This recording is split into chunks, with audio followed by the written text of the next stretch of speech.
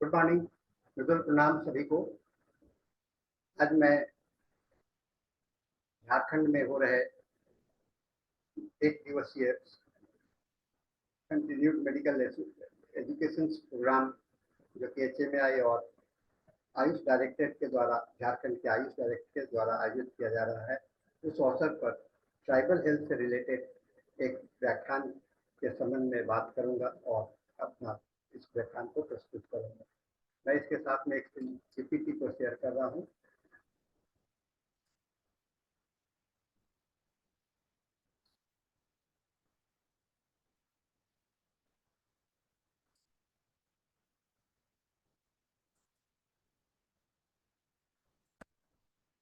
साथियों, tribal health बहुत अच्छा विषय है और आज मैं ट्राइबल हेल्थ के परिप्रेक्ष्य में सिकल सेल एनीमिया के विषय में आपको बताने जा रहा हूं, जिसका कि होम्योपैथी का इंटीग्रेटेड अप्रोच क्या हो सकता है झारखंड के दृष्टिकोण से।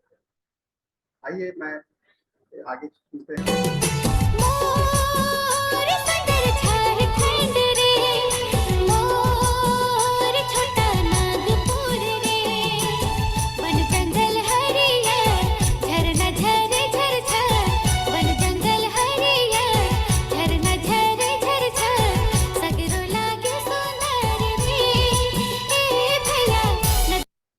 इतना मधुर संगीत सुन करके आपके दिमाग में आ रहा होगा कि प्राकृतिक वातावरण के साथ में और कोई रोग भी हो सकता है, और इतने मधुर, इतने इनोसेंट और इतने नादान व्यक्तित्व प्राकृतिक वातावरण में हम लोग का दिमाग यही सोचता है कि हम लोग सभी कोई सोचते हैं। लेकिन कुछ परिप्रेक्ष्य, कुछ दृष्टिकोण अगर हम इसके भीतर में जाने का, देखने का प्रयास करेंगे तो हमें कुछ और भी अजीब सा बोध होता है। कहा जाता है कि रोग के अगर रोगी के ध्यान दिमाग से और रोग के निवारण करने के लिए वैरियर के रूप में हमारा गोल जो होता है लाइफ स्टाइल से संबंधित होता है। अगर हम चिकित्सक लाइफ स्टाइल को नहीं समझते हैं, वहाँ की भावनाओं को नहीं समझते हैं, तो शायद हम लोग अच्छा उपाय, सही उपाय नहीं कर सकते हैं और हम लोग अच्छा चिकित्सक नहीं हो सकते। रोगी के भावनाओं को समझना हम लोगों के लिए बहुत ही आवश्यक है और उसको एक्नॉलेज करके उसके परिप्रेक्ष्य में जो रोग क्रिएट हो रहा है, रोग आ रहा है, उसको ध्यान हम लोगों को देना आवश्यक होता है। आप जानते हैं कि भारतवर्ष में, मैं आज इस संबंध में बात करना चाहूँगा कि एनीमिया के संबंध में, जो कि इस आदिवासी बेल्ट में काफ़ी ज़्यादा महत्वपूर्ण भूमिका निभा रहा है। आप जानते हैं कि 57% औरतें, महिलाएं भारतवर्ष के 57, ये एवरेज फिगर है पूरे देश का, जहाँ की आदिवासी महिलाएं जो है तो एनीमिक होती हैं, यानी कि उनमें खून की कमी होती है। और अगर इसे हम देखेंगे बच्चों के इसमें, तो आपको लगेगा कि यह 5 से 6 बच्चों में इसका रिस्क फैक्टर और भी बढ़ जाता है। और झारखंड के परिप्रेक्ष्य में आप देखेंगे तो यह सिनेरियो कुछ और भी अजीब है। 57% राष्ट्रीय है, लेकिन ये 67% चिल्ड्रेन, बच्चे जो झारखंड के क्षेत्र में पाए जाते हैं, वो एनीमिक होते हैं, उनमें खून की कमी होती है। ये NSS के रिपोर्ट के हिसाब से मैं बता रहा हूँ। और इसलिए ट्राइबल हेल्थ इन इंडिया के परिप्रेक्ष्य में हम लोग आज इस पर ध्यान आकर्षित करते हुए मैं एक रोड मैप की बात करूंगा, एक विषय की बात करूंगा, जहां हम लोग विशेष रूप से इस, और मैं अपने व्याख्यान को एक एनीमिया पर ही और इसके अंदर, एनीमिया के अंदर में सिकल केयर पर ही सीमित करने की कोशिश करूंगा। ट्राइबल हेल्थ जो है, ट्राइबल हेल्थ के परिप्रेक्ष्य में जो सबसे बड़ा मुद्दा जो आता है वह ट्राइब्स जो होते हैं, आदिवासी जो होते हैं, वो हमेशा मुख्य धारा से अलग होते हैं और इनमें से अधिकांश लोगों का जो स्वास्थ्य है का स्टेटस है, वो बहुत ही कमजोर होता है और और इसका मुख्य कारण है कि उनके पास में जो इंफ्रास्ट्रक्चर है, उनके पास में जो अवेबिलिटी है, वह बहुत ही नगण्य है। हालांकि झारखंड सरकार, भारत सरकार के द्वारा इसके लिए काफी कोशिश किया जा रहा है, फिर भी अभी हम लोग उसको अपर्याप्त कर सकते हैं, और इससे हमारी महिलाएं और बच्चे और वहाँ के आदिवासी के अन्य लोग इससे पीड़ित होते रहते हैं। इस परिप्रेक्ष्य में उनको कैसे हम स्वावलंबी बनाएं, तो उनको कैसे उनके अंदर में एक कम खर्चे में, कम जहाँ पैसे का कम हो, उनके जो उनका जो वातावरण में जो उपलब्ध साधनों के माध्यम से उनके अंदर में रक्त का विकास हम कैसे करें, इसे हमें सोचने का जरूरत है। कहा जाता है कि झारखंड जो है तो छठा और 10वां स्थान होता है जहाँ की SC पॉपुलेशन है, और इसकी डेंसिटी 338 पर स्क्वायर किलोमीटर के हिसाब से है, और ये लोग अधिकांशतः पीड़ित होते हैं। इनके 92% जो है सो गांव में रहते हैं, और 30 जिसमें कि 30% ST ग्रुप जो है होते हैं। ट्रीटमेंट बिहेवियर जो है, इससे पाया गया कि अधिकांशतः लोग ट्रेडिशनल हीलर के पास में जाते हैं। आदिवासी जो वहाँ के आसपास के डॉक्टर होते हैं, जो कि पूरी तरह से उनका जानकारी नहीं होता, फिर भी लोग उस पर विश्वास करते हैं। शायद लाचारी भी रहता है, या अंधविश्वास भी होगा, बहुत सारे कारणों से होगा, या जो हम लोग मुख्य हम लोगों के जो विकास की बात है वह नहीं आ रहा होगा, इसलिए ऐसा भी हो सकता है।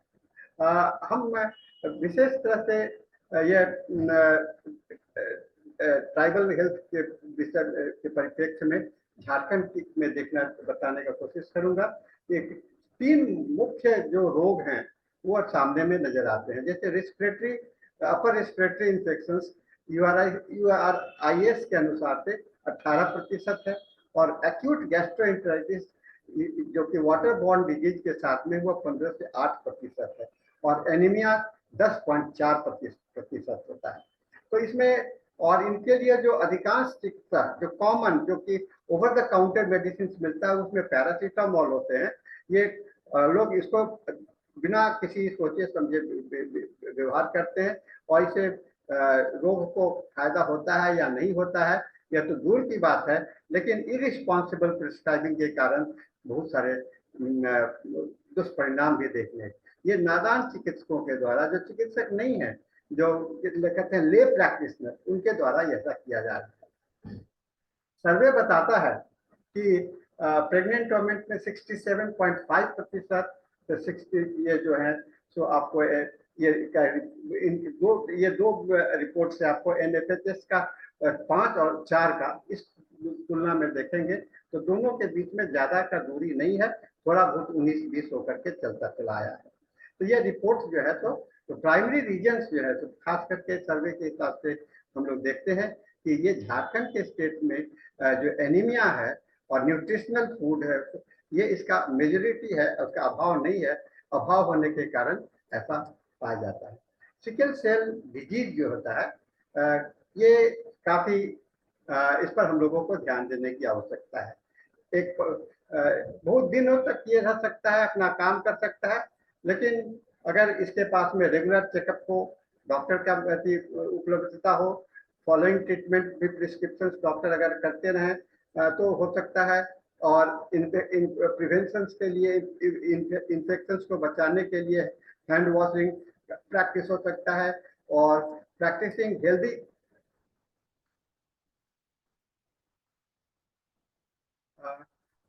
फॉलिक एसिड इत्यादि का वितरण किया जाता है। ऐसे NHM के झारखंड के सर्वे का रिपोर्ट बताता है। और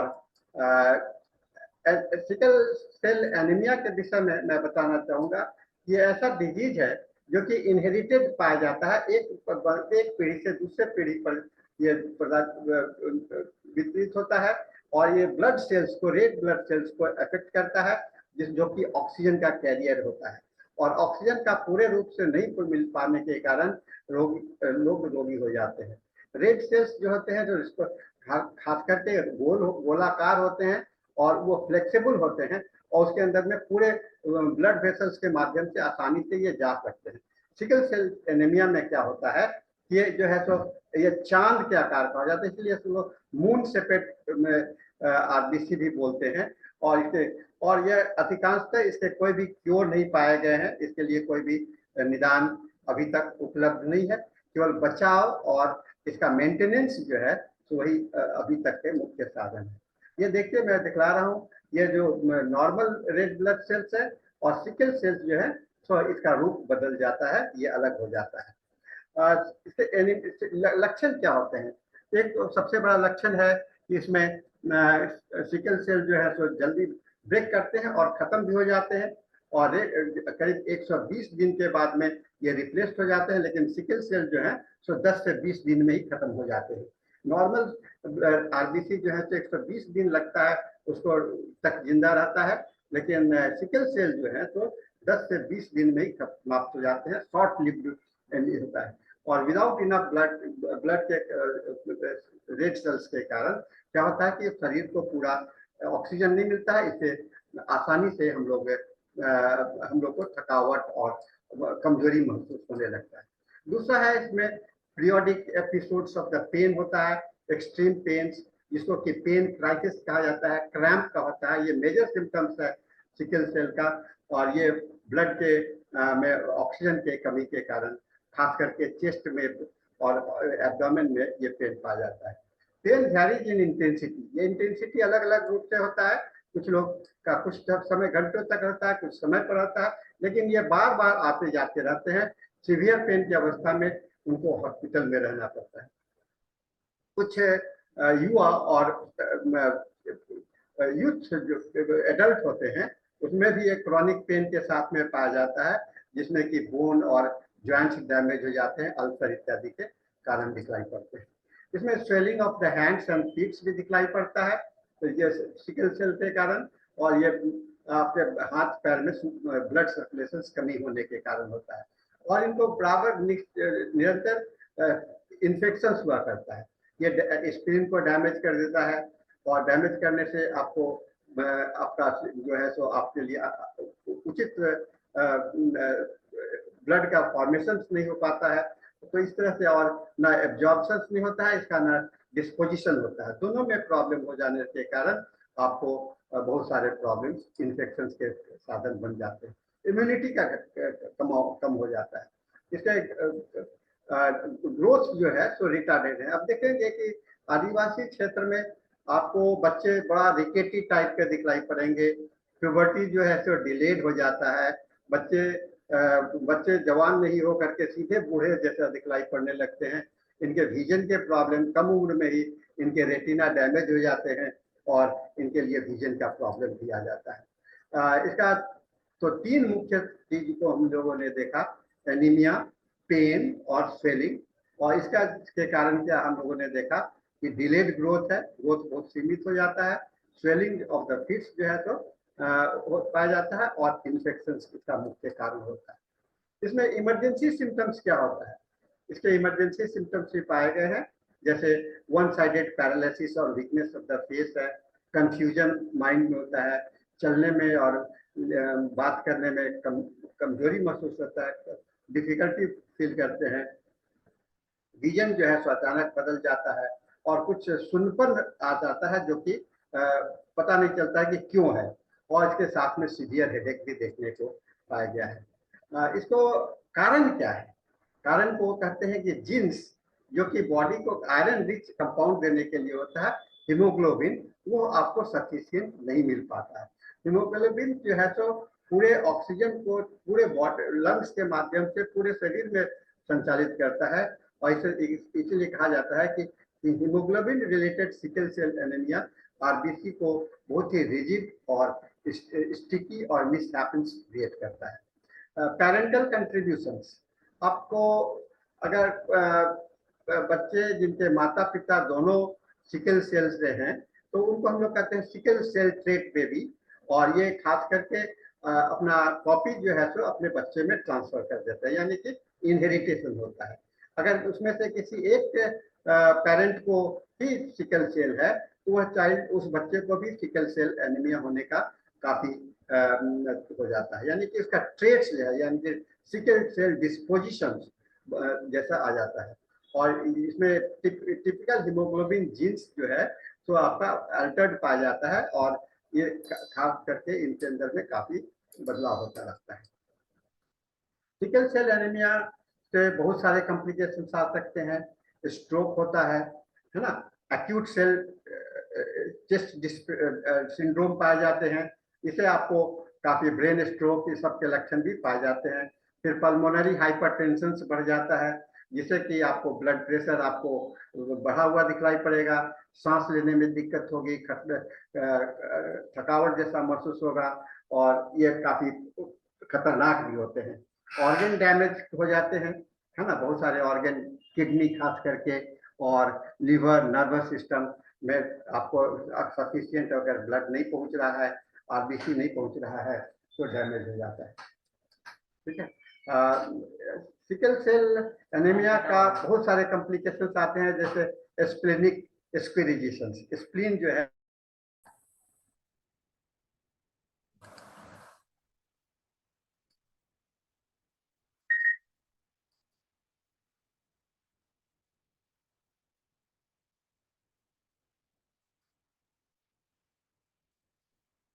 तो मैं बता रहा था कि बहुत सारे कॉम्प्लिकेशंस हो सकते हैं, जैसे स्प्लीन जो है तो स्पीच हो जाता है, ब्लाइंडनेस होता है, और पैरों में अल्सरेशन हो जाता है, काफी घाव जैसे हो जाते हैं जो कि हील नहीं करते हैं, और इसके अंदर में दूसरा होता है गॉल स्टोन बनने का भी टेंडेंसी हो जाता है, और आपके जो पेन, लॉन्ग लास्टिंग पेन होते हैं, जिससे कि ब्लड से सेल्स और पेनिस के ऊपर का जो कॉपर होता है वह आप उसमें कड़ापन होने में कमी आ जाता है, फिर जिसको बोलते हैं, और इम्पोर्टेंसी का कुछ समय के बाद में होता है।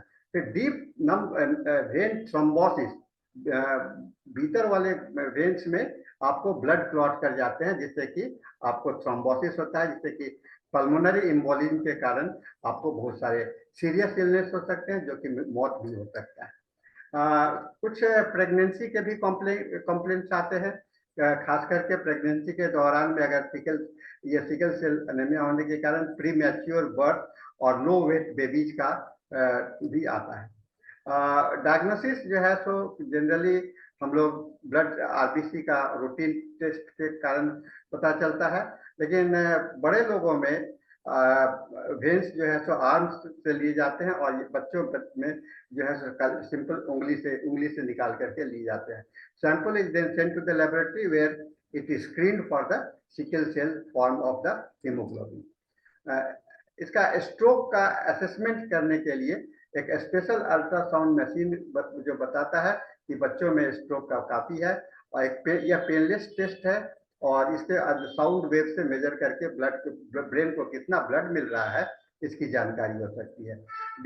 सिकल सेल को जानने के लिए जन्म के पहले इसके लिए भी व्यवस्था है, जिसको कि कहते हैं अनबॉर्न बेबी को by sampling some of the fluid around the baby in the बच्चों के माँ के गर्भ में ही बच्चों के आसपास के फ्लूइड को कलेक्ट करके, खास करके एमनियोटिक फ्लूइड को कलेक्ट करके उसका जांच करने की, स्क्रीनिंग करके वो बच्चों में है कि नहीं, ये प्री मैच्योर डायग्नोसिस हो सकता है। अब इसके इलाज के विषय में बात करते हैं, तो मैनेजमेंट जो होता है तो यूजुअली दर्द को लोग अवॉइड करने के लिए करते हैं, दर्द को खत्म करने के लिए यानी कि पेन किलर मेडिसिन का इस्तेमाल किया करते हैं, और बच्चों तथा युवाओं में स्टेम सेल्स ट्रांसप्लांट का की व्यवस्था है। कुछ दवा जो यूज किए जाते हैं जिसमें हाइड्रोक्सिया हाइड्रिया स्कोलोसिस होता है, लेकिन उसके साथ में बहुत ही रिस्क बने हुए हैं, कहा जाता है कि जो प्रेग्नेंट लेडी हैं उन पे इसे नहीं देनी चाहिए। कॉन्वेंशनल ये सब कॉन्वेंशनल मेडिसिन है, मैं आपको इसलिए बता रहा हूँ, इसे पेन को रिड्यूस करने के लिए अक्सर यूज किया जा रहा है, लेकिन इसके साइड इफेक्ट्स भी होते हैं जो कि हम लोग होम्योपैथी के हिसाब से दूर कर सकते हैं, जैसे कि nausea, joints pain, back pain और फीवर इत्यादि इसके साथ में आया करता है। कॉन्वेंशनल मेडिसिन में एक और ड्रग आता है आपको वॉक्सलोटर ऑक्सी एक्टिविटा, इसके साइड इफेक्ट में हेडेक, नोसिया, डायरिया, फैटिक, रैश और फीवर आता है। पेन रिलीविंग मेडिसिन भी किए जाते हैं जो कि तत्काल पेन को तो कम कर देता है, लेकिन यह पैलिएटिव मेजर ओनली होगा। दूसरा है बच्चों को बचाव करने के लिए लोग जनरली पेंसिलिन दिया करते हैं, खास करके 2 महीने के बच्चे में से और 5 साल की उम्र तक। और इससे क्या होता है कि बचते हैं, निमोनिया नहीं होता है, लाइफ थ्रेटनिंग डिजीज से कुछ बचा होता है। और एडल्ट जो कि जिसको सिकल सेल एनीमिया है, उनको penicillin through out their life पूरे जिंदगी भर लेते हैं, जिससे कि निमोनिया और सर्दी से स्प्लीन को भी हटाने का कोशिश करते हैं।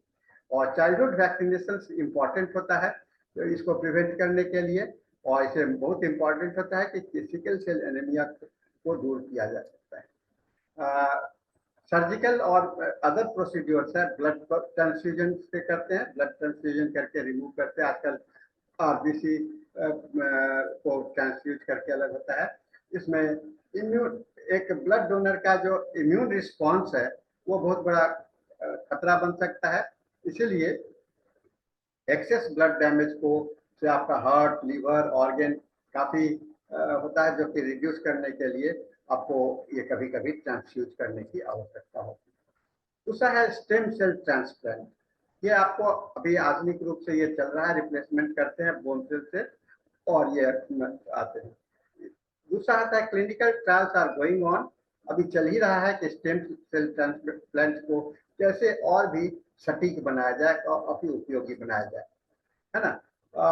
इसमें कहा जाता है कि फॉलिक एसिड का सप्लीमेंट हेल्दी डाइट के रूप में लेना चाहिए, और बहुत सारे पानी का व्यवहार करना है। वाटर डिहाइड्रेशन से आपका सिकल सेल का क्राइसिस बढ़ जाता है, लेकिन अगर दिन भर पानी अच्छा से पिया जाए, खास करके 8 गिलास के आसपास से, तो पानी का के कारण आपको ह्यूमिडिटी नहीं आएगा और लोग का बचाव बनता रहेगा। और टेम्परेचर, एक्सट्रीम टेम्परेचर को अवॉइड करना चाहिए। रेगुलर एक्सरसाइज, लेकिन ज्यादा एक्सरसाइज नहीं करना चाहिए। हम इस संदर्भ में योगा एक्सरसाइज बहुत ही अच्छा होगा। और नॉन प्रिस्क्रिप्शन मेडिसिन को नहीं लेना चाहिए, अपने मन से दवा को नहीं लेना चाहिए, क्योंकि उनके साइड इफेक्ट्स को हम लोगों ने देखा है। और सबसे बड़ी बात होती है कि स्मोकिंग भी इसमें अवॉइड करना चाहिए। आदिवासी बेल्ट में ऐसा देखा जाता है कि अधिकांशतः लोग टोबैको का, नारकोटिक्स का बहुत ज्यादा व्यवहार करते हैं। उसे अवॉइड करने के लिए हम लोगों को व्यवस्था करना चाहिए। सपोर्ट करने के लिए है कि हम लोगों को लाइफ जो है सब बहुत ही स्ट्रेसफुल होता है, तो इसमें mental health professional such as psychologist और सोशल वर्कर का रोल बहुत ज्यादा आ जाता है। तो गांव में जाकर के सोशल वर्कर्स और को जाकर के लोगों को समझाना, ये काउंसलिंग बहुत इंपॉर्टेंट होता है। इसमें सपोर्ट ग्रुप अगर हम परिवार का बनाते हैं आदिवासी क्षेत्र में, और उनसे बात करके उनको समझाने का प्रयास करते हैं, वह भी एक्सप्लेन अच्छा हो सकता है।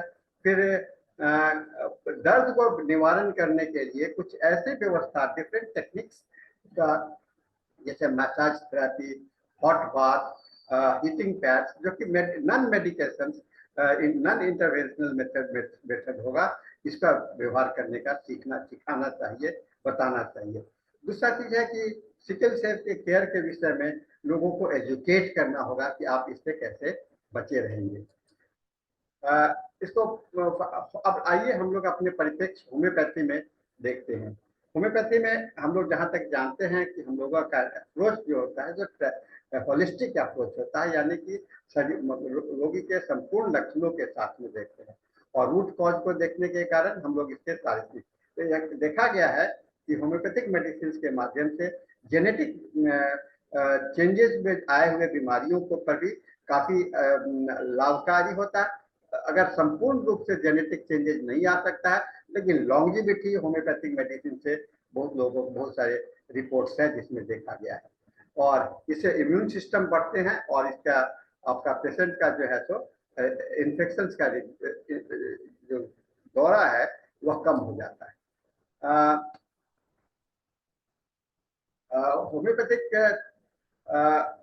का जो है सो जेनेटिक डिजॉर्डर्स पर बहुत अच्छा है। सीएम बॉगर ने बड़ा अच्छा से कहा है कि करेक्ट प्रिस्क्राइबिंग आर्टफुल वे में करेंगे तो आपका मेट्रा मेडिका में इतने सारी दवाइयां हैं जिसको कि आप यूज करके आप होम्योपैथी मेडिसिन का व्यवहार कर सकते हैं होम्योपैथिक ढंग से, तो आपके लिए बहुत अच्छा उपयोगी होगा। फिर आपको अगर मैथमेटिक अप्रोच देखें तो पाया गया है कि ये सिफिलिटिक माइल्ड होता है। जहां भी आपका ऑर्गेनिक डिजेनरेशन और डैमेज की बात होती है उसमें आपका स्ट्रॉन्ग ट्यूबरकुलर और सिफिलिटिक माइल्ड होता है, और इसे निमोनिया सेलुलाइटिस जो है तो ट्यूबरकुलर माइल्ड को रिप्रेजेंट करता है। इसलिए माइग्मेटिक डिस्क्रिप्शन की बात मैं इसलिए कर रहा हूँ, इससे हम लोग रिवर्सल पैथोलॉजी यानी कि क्रॉनिसिटी, इसके कारण जो डिजेनरेशन जो आए हैं उसको समझ करके कॉन्स्टिट्यूशनल मेडिसिन को सिलेक्ट करेंगे तो हम लोगों को आसानी से दवा के पास में पहुंच सकते हैं। बहुत सारे केसेस हैं सिकल कोर्स के लिए, बहुत सारे इंडिविजुअलाइजेशन केस टेकिंग करने के बाद में, रिपोर्टराइजेशन के बाद में हम लोग अगर दवा का चयन करेंगे तो वह काफ़ी होता है। मैं कुछ दवा का नाम ले रहा हूँ जो थेराप्यूटिक्स रूप में इस्तेमाल किया जाता है। Cinchona, ruta, syphilinum, ferrum phos, phosphorus, प्रोटालस एच, natrum muriaticum, arsenic, camphora, arnica montana, lachesis, hyoscyamus, naja, स्पिरोडर्मा, एपोसाइनम एंड बोवेरिया डिफ्यूजा। इसके साथ में कुछ दवा के विषय में बताना भी चाहूँगा आपको। जैसे एसिड फॉस जो होते हैं, ये काफ़ी कमजोरी की अवस्था होती है जहाँ की वाइटल फ्लूइड का बहुत लॉस हो गया है और ब्लीडिंग गम से होता है और चेहरा जो है एकदम पीला पड़ जाता है, वीकनेस होता है, वहाँ पर हम लोग एसिड फॉस का इस्तेमाल कर सकते हैं। दूसरा ग्लिसरीनम है, जहाँ की डेफिशिएंसी के कारण, न्यूट्रिशनल डेफिशिएंसी के कारण है, बहुत ज़्यादा थकावट होता है और मेंसेस बहुत लंबे समय तक होता है, तो ग्लिसरीनम का भी इस्तेमाल कर सकते हैं। और कैलकेरिया फॉस एक रूटीन वे में भी लोग देते हैं जिससे कि सेंसेशन, नंबनेस सेंसेशन को दूर किया जा सकता है। कैलकेरिया फ्लोरिका जो है सो ये आपको, चूंकि ये cracked appearance of the tongue जो है तो कैलकेरिया फ्लोर के लिए मेल न्यूट्रिशन और डायरिया के लिए काफी उपयोगी पाया गया। उसी तरह से कुछ मदर टिंचर है, जैसे एल्ट्रिस पेरिनोसा मदर टिंचर, ये बहुत अच्छा दवा पाया गया है जो कि औरतों में एनीमिया को दूर करने में, उनके कमजोरी को मदद कर सकता है। दूसरा एस्ट्रोफैंथस गिलिस, ये आपको एनीमिया के में जहाँ की पैल्पिटेशन और ब्रेथलेसनेस है उसमें काफी उपयोगी पाया गया है। लेसिथिनम 3x जो है ये आपको nutritional condition of the blood को चेंज करता है और लॉस ऑफ जो आपका मांसपेशी में कमजोरी आ जाता है उसको दूर कर देता है। दूसरा है नेट्रियम क्रोकोडाइल 1x, ये आपको स्पेसिफिक रेमेडी एनीमिया के लिए माना जाता है, ये रेड सेल को डबल बढ़ा देता है। सियोनांथस क्यू जो होता है सो एनीमिया और डिसफंक्शन लिवर स्प्लीन को होता है, और ये violent dyspnoea present bronchitis with profound secretion of blood. दूसरा इरिडियम मेटालिकम 30, ये बहुत इफेक्टिव है आपको एनीमिया के लिए। लेकिन हाँ, मैं बार बार ये आप लोगों को कहूँगा कि लक्षणों का पूरा ध्यान में रखेंगे। अब आइए हम लोग कुछ डाइट के विषय में बात करते हैं, और डाइट के विषय में हम लोगों को हमेशा ध्यान करना में रखना चाहिए कि जो लोकल अवेलेबल फूड है उसी को ही प्रिस्क्राइब करना चाहिए। आपके परिप्रेक्ष्य में लोकल है, अगर आप बाहर की बातें बताएंगे तो अफोर्डेबल नहीं होगा, लोग उसको ले नहीं पाएंगे, आप वो आपका जो सलाह जो है तो व्यर्थ जाएगा। तो आप देखेंगे लोकल फूड जो होते हैं उसका बहुत बड़ा फायदा भी होता है क्योंकि वो फ्रेश होते हैं, बहुत दूर तक उसको कैरी नहीं करना पड़ता है, ज़्यादा से ज़्यादा 1 से 2 दिन का उसमें डिले होता है, और ये काफ़ी न्यूट्रिशियस पाए गए हैं। वातावरण के अनुकूल होने के कारण उसके जो स्टोरेज कैपेसिटी जो है तो वह काफ़ी अच्छा होता है। लोकली ग्रोन फ्रूट्स जो होता है वह आपको काफ़ी अच्छा पाया जाता है, ट्रांसपोर्ट में इसमें कम समय लगता है और काफ़ी पैकिंग वगैरह करने की जरूरत नहीं होती है।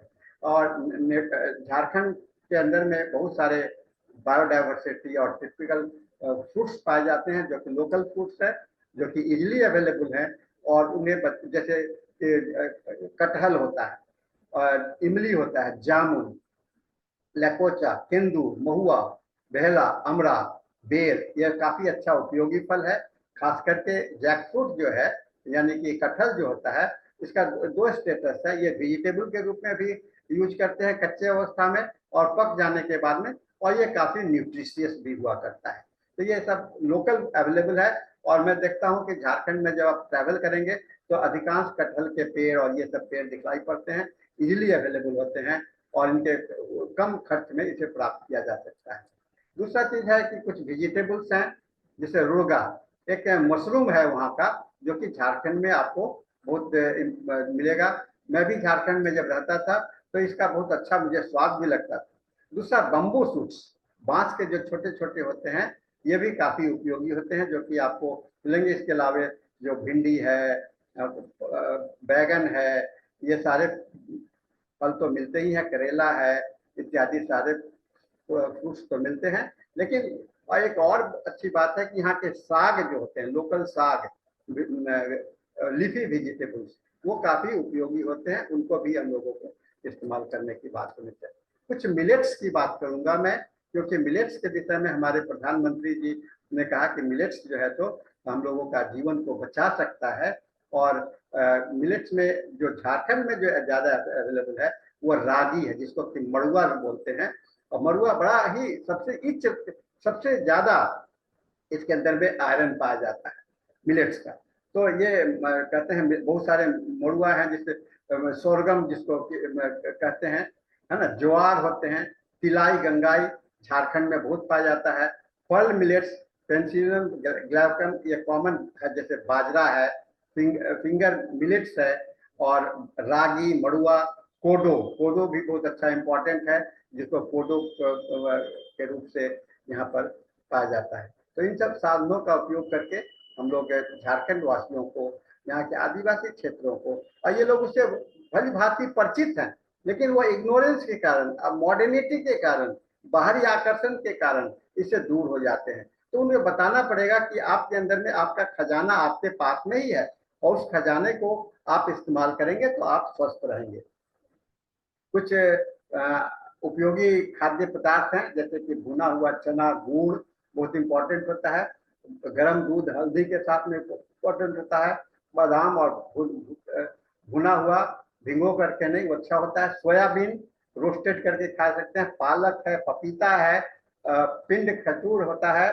सत्तू और चना, जौ का, बहुत गुड़ के साथ में खाएं तो अच्छा रहेगा।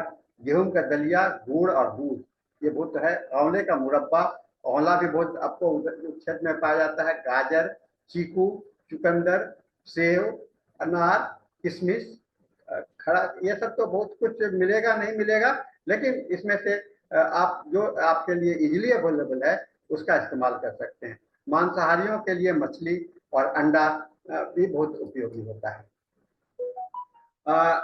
अगर आप उम्मीद करते हैं और आपको लगता है कि हम इस चैलेंजेस को मीट कर सकते हैं, तो हमको चैलेंजेस स्वीकार करना है। और यह इंटीग्रेटेड अप्रोच ही इसका एक साधन है, जहां की हम एनीमिया से बच सकते हैं, खास करके सिकल कोर को। और मैं देख रहा हूं कि पूरे भारतवर्ष में सिकल कोर का जो प्रभाव है वो आदिवासी बेल्ट में ज्यादा होता है। मध्य प्रदेश में भी मैं देखा, वहां पर आदिवासी क्षेत्र में है।